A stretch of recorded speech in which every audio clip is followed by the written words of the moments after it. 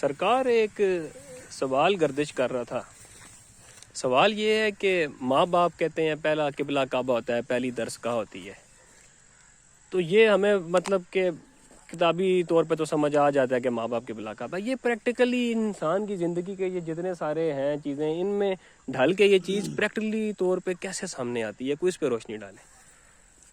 جی بہت اچھی ہے، آپ نے بات پوچھی ہے. اور میرا اگر یقین مانے تو میرے دل کی مرضی بھی یہی تھی کہ کبھی میرے سے یہ پوچھا جائے یا میں بتاؤں کہ ماں ہی کیسے بچے کو غوث بھی بناتی ہے، ماں ہی کیسے بچے کو قطب بھی بناتی ہے، ماں ہی بچے کو کیسے باغی بھی بناتی ہے، ماں ہی بچے کو کیسے عالم بناتی ہے، ماں ہی بچے کو کیسے فقیر درویش بناتی ہے، اور ماں ہی بچے کو کیسے چور ڈاکو بناتی ہے.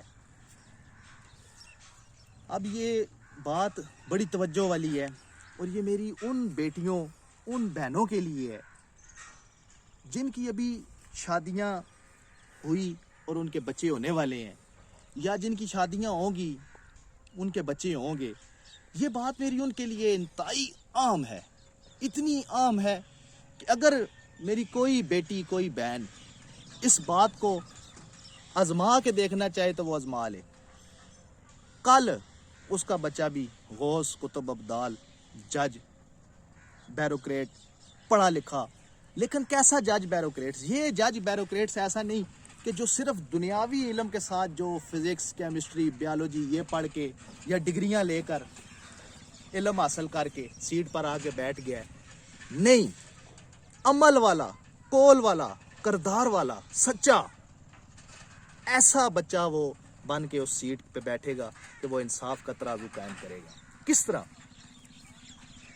سب سے پہلی بات میری یہ یاد رکھیے کہ ہمیشہ بچہ جب پیدا ہوتا ہے تو اس کی قربت زیادہ ماں کے ساتھ ہوتی ہے، کیونکہ ماں نے اس کو دودھ دینا، ماں نے اس کو نہلانا، ماں نے اس کی پوٹی صاف کرنا. ہاں، لیکن آج کل ایک اور بھی نظام چل پڑا ہے کہ ماں تربیت کرتی نہیں، ماں کو دودھ کی پرواہ نہیں ہے، بچے کو فیڈر دے دیا، ایک آیا رکھی ہوئی ہے، اس آیا نے اس کی پوٹی صاف کرا دی، وہ سب کچھ کرا دیا.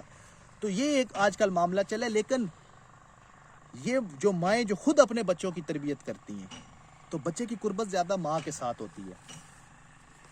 اب وہ ماں اس بچے کو جب تھوڑا سا بڑا ہوتا ہے، بچے کے سامنے جب وہ اپنا خاوند آتا ہے تو اس کے آنے سے پہلے ہی وہ اگر بچے کو بول دے کہ یہ تیرا باپ آ رہا ہے، اس کو تو آنے دے، جیسا تیرا باپ ہے ویسا ہی تو آگے سے نکلا ہے، تو اب بچے کے ذہن میں یہ سوال گردش کرے گا کہ پتہ نہیں میرا باپ کیسا ہے، میں آگے سے کیسا نکل آیا ہوں.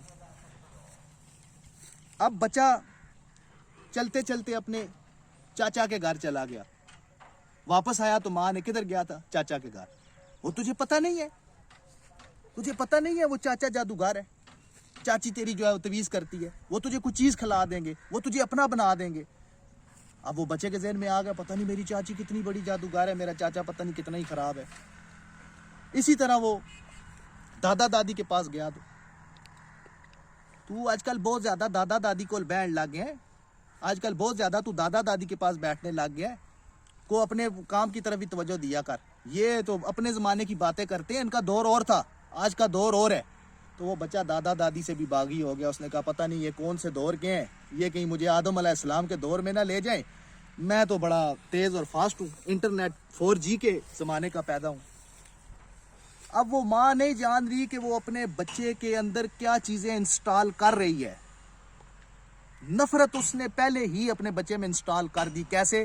کہ چاچی کے پاس نہ جائیں، فلاں کے پاس نہ جائیں. اگر اس کا بچہ کہیں محلے سے گزر رہا ہے، کسی عورت نے، کسی ماں بہن نے اس کو بلایا کہ بیٹا ادھر آ جاؤ، یہ فلاں چیز ایک دکان سے لا دو، اور اس کے ماں باپ کو پتہ چل گیا تو وہ گھر آیا تو ملازم ہے ان کا، تو ان کا سامان لینے چلا گیا تھا. اب وہ بچہ ادھر سے بھی باغی ہو گیا، انسانیت بھی اس کے اندر سے چلی گئی کہ اسے کسی نے آواز دی، بلایا کہ بھئی فلاں چیز یا کوئی سودا سلف چاہیے لا دے، تو اس کے ذہن میں آ جائے گا کہ میں ملازم ہوں کوئی ان کا.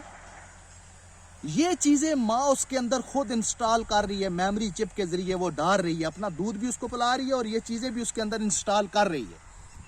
اب جس بچے کو بچپن میں ہی نفرت، حکم نہ ماننا، باپ کی تعظیم کا پتہ ہی نہیں، ماں نے کبھی خود تعظیم کی ہو اپنے خاوند کی تو بچے کو پتہ چلے نا. اب خاوند کمرے میں داخل ہو گیا, ماں کو پتہ ہی نہیں ہے, آداب کا ہی نہیں پتا کہ بھائی خاوند کے سامنے کس طرح پیش ہونے. آپ کو پرانی فلمیں جو سلطنت بادشاہی پہ بنی ہوں, انگلش رومن جو فلمیں ہوتی ہیں بادشاہت پہ بنی ہوتی ہیں, ان کو آپ دیکھ لیں, اس میں ایک ملکہ اپنے بچے کو بادشاہ کا ادب کرنا سکھاتی تھی. کیسے؟ وہ خود بھی جب بادشاہ کے سامنے آتی جھکتی اور اس بچے کو بھی ساتھ کہتی جھکو, یہ تمہارے بابا ہیں لیکن اس ٹائم سلطنت کے بادشاہ ہیں, ان کے سامنے جھکو, ادب کے ساتھ پیش ہو. تو یہ مائیں بچوں کو اپنے خود شروع سے ایسی تربیت دے دیتی ہیں کہ یہ نہیں کرنا, ادھر نہیں جانا, فلاں کرسچن ہے, فلاں جادوگر ہے, فلاں کے پاس نہیں جانا, فلاں مذہب ایسا ہے, فلاں چیز ایسی ہے, وہ تم بابے کے پاس کیوں چلا گیا, بابے نے تجھے یہ کہہ دینا ہے. اب یہ بچہ جو ہے ٹوٹل باؤنڈ ہو رہا ہے, ٹوٹل, اور یہ خراب ہو رہا ہے.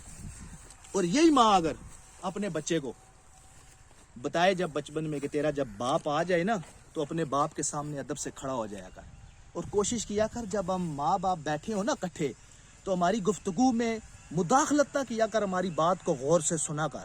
وہ تیرا باپ ہے اور میں اس کی بیوی ہوں. یہ جب اس بچے کے اندر علم جائے گا تو اسے باپ کی قدر کا پتہ چلے گا. کچھ چاچا تایا آ جائے تو اسے ادب کے ساتھ بیٹھنے کے لیے کرسی دے, سیٹ دے, چاچا کو بٹھا, جا چاچا کے لیے پانی لے کے آ, جا اس طرح کر, اسے پتہ چلے انسانیت کی یہ میرا چچا ہے, اس کا ادب کرنا ہے. اسی طرح کوئی اور معاشرے کے معاملات ہیں, کوئی دکان سے کسی عورت ماں بہن نے کہہ دیا بھائی جہاں فلاں چیز لے آ, تو اپنے بچے کو کہنا کہ بیٹا اگر کوئی اس طرح کہہ دے تو فوری کر دیا کرو, اس سے اللہ تعالیٰ راضی ہوتا ہے کسی کی مدد کرنے سے. بندگی. تو یہ جو سرکار مدینہ صلی اللہ علیہ وآلہ وسلم آقا جی محمد مصطفیٰ سرکار ہیں, کیا آپ نے لوگوں کا وزن نہیں اٹھایا, آپ نے لوگوں کا سامان نہیں اٹھایا, آپ لوگوں کی مدد نہیں کرتے تھے؟ تو یہ چیزیں بچوں کے اندر ماں انسٹال کرتی ہے. تو وہ بچہ جو ماں ہے, اب ماں کی مرضی ہے, اس کو چاہے غوث بنا لے, چاہے کتب بنا لے, چاہے اس کو ایک چور بنا لے, ڈاکو بنا لے. اس کی ایک مثال میں دیتا ہوں, بچپن سے ہم نے سنی ہوئی ہے اور آپ نے بھی سنی ہوگی کہ ایک بندہ بچپن میں ایک انڈا چوری کر کے لے آتا ہے اور اس کی ماں اس کو وہ پکا کے دے دیتی ہے. اس کو وہ منع نہیں کرتی کہ بیٹا تو کدھر سے اٹھا کے لے جا, واپس رکھ, نہیں. کرتے کرتے وہ انڈے سے بہت بڑی چوریوں پہ پہنچ گیا.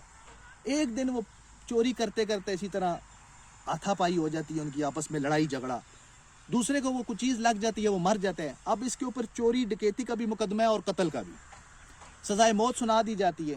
اب اس سے پوچھا جاتا ہے کہ تو اب اپنی آخری کو خواہش بتا, تو وہ کہتا ہے میری ماں سے میری ملاقات کرواؤ.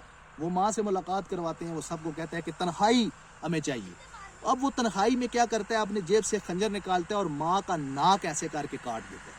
اب وہ جج اور جو صاحب پاس کھڑے ہوتے ہیں وہ آ جاتے ہیں, کہتے ہیں تو بہت بڑا درندہ ہے, تجھے آگے یہ کم سزا ملی ہے, اس سے زیادہ ملنی چاہیے کہ تو نے ماں کا ناک کاٹ دیا.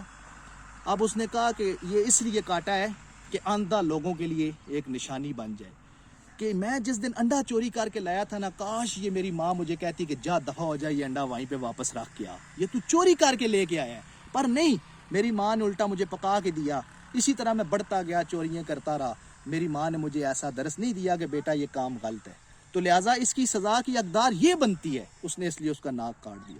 تو اب یہ عورت تک ہے, میری اس ماں بہن بیٹی تک ہے کہ وہ اپنے بچوں کا نام مستقبل میں روشن کرے گی, یا کیسے کرنا ہے, یا اس نے بچوں کو چور بنانا ہے یا اس نے بچوں کو آلہ بنانا ہے. اپنے بچوں کو خدا را نفرت نہ سکھائیں, ایک دوسروں سے محبت سکھائیں. یہ نفرتیں, یہ باہمی جو آپس میں جو رابطے ہیں نا, ان کو یہ برائی جو ہے نا ان کے اندر, مانا کہ ٹھیک ہے کئی خاندان ایسے بھی ہیں ان کے آپس کے معاملات اس طرح ہوتے ہیں, لیکن ان کا ظرف ہے آپ اپنا ظرف بلند کریں, اپنے بچوں کی تربیت آپ اچھی کریں. اس کے لیے یہ میرا تھوڑا سا موقف تھا.